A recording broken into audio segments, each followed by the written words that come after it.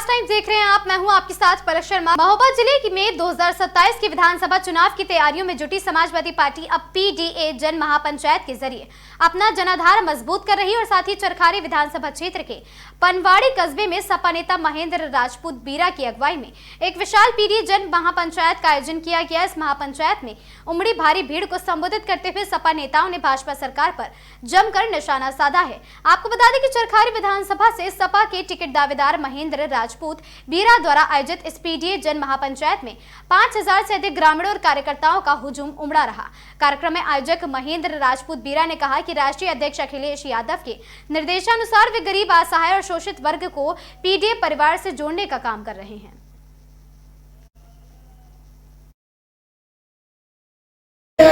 और अपमानित है वो पीडीए है। इसमें कोई ये ना सोचे कि नहीं साइकिल का बटन दबाना है, साथ ही और की बार साइकिल का सभी महानुभाव से श्री अजयनाथ भाई साहब जी, इंजीनियर करण राम सिंह रखवार जी, बब्बू दादा जी, सिंह राजपूत जिंदाबाद।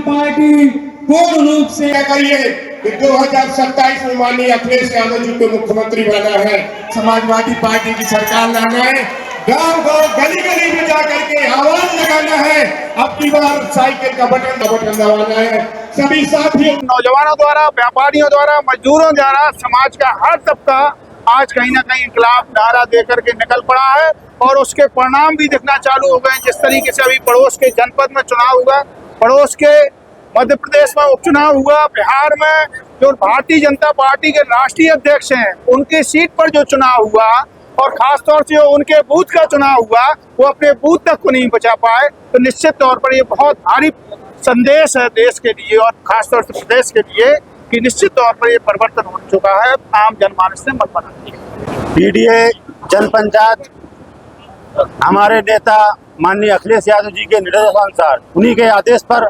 इसका आयोजन किया और पीडीए विचारधारा को जन जन तक पहुंचाने में हम एक छोटे से समाजवादी सिपाही हैं। लोगों को जोड़ना, जन जन तक पहुंचाना पीडीए विचारधारा को, यही हमारा मूल उद्देश्य है। और लोगों को, गरीब, असहाय लोगों को जोड़ना। तो ये लटोरी सरकार, चंदा चोरी, नौजवानों का पेपर चोरी, छात्रों का और किसान की एमएसपी पे आज तक इनने कोई ऐसा कोई कानून नहीं बनाया, स्थगित कर दिया। ऐसी किसानों की विरोधी सरकार को हटाना है और 2027 में माननीय राष्ट्रीय अध्यक्ष जी को मुख्यमंत्री बनाना है।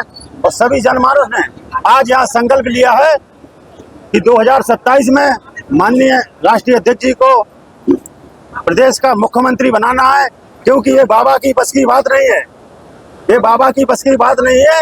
इस प्रदेश को उत्तम प्रदेश माननीय राष्ट्रीय अखिलेश यादव जी बना पाएंगे। मैं एक छोटा सा कार्यकर्ता हूँ समाजवादी पार्टी का। मैं कार्यकर्ता के नाते अपना काम कर रहा हूँ, लोगों को जोड़ रहा हूँ। जो गरीब, असहाय लोग हैं उनका जोड़ना मेरा काम है। और जन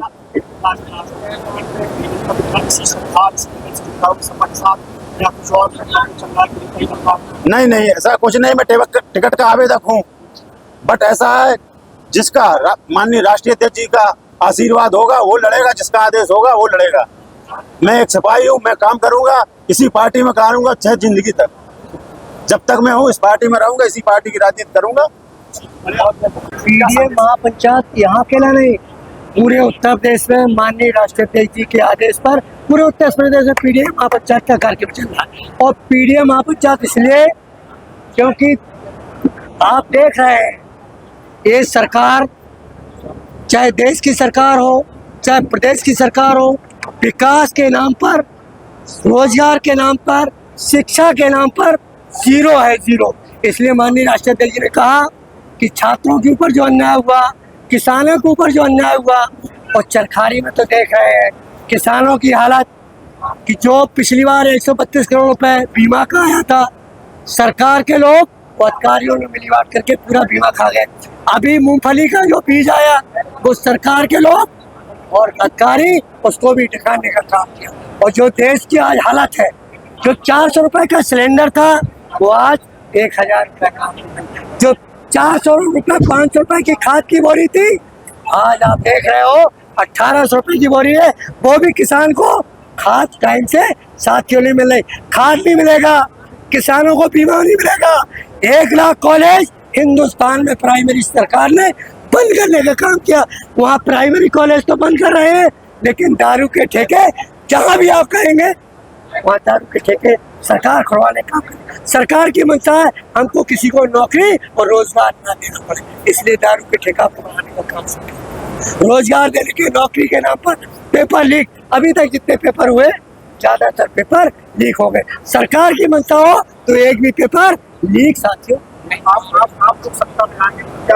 सत्ता में सरकार का हमारे राष्ट्रीय अध्यक्ष जी ने अभी 3 बार हम लोगों की बैठक ली। राष्ट्रीय अध्यक्ष जी ने कहा कि पहले तो मैं नौकरी की व्यवस्था करूंगा, लेकिन सबको नौकरी नहीं दी जा सकती है। उनकी रोजगार की व्यवस्था सरकार की होगी, अखिलेश यादव जी की होगी कि सभी को नौकरी और रोजगार देने का काम सरकार की, जो हमारी सरकार की। लेकिन सत्ता ये है कि अब समाजवादी पार्टी के लोग ही नहीं, देश पूरी तरह जाग चुका है। तो मेरी समझ में अब चोरी नहीं कर पाएगा, बहुत दिन चोरी कर ली, लेकिन जब पूरी तरह जागृत हो गया, समाज जागृत हो गया, रखवाली के लिए खड़ा हो गया, और जहां तक बेहतर जानकारी, हम लोगों से अच्छी जानकारी आप सबके पास हो, आप देश के विषय में जानते हैं, प्रदेश के विषय में जानते हैं। ये तय है कि जैसे बिल्कुल असंभव माना था वो असंभव में पूरी तरह बदल गया है। सरकार का घमंड टूट चुका है।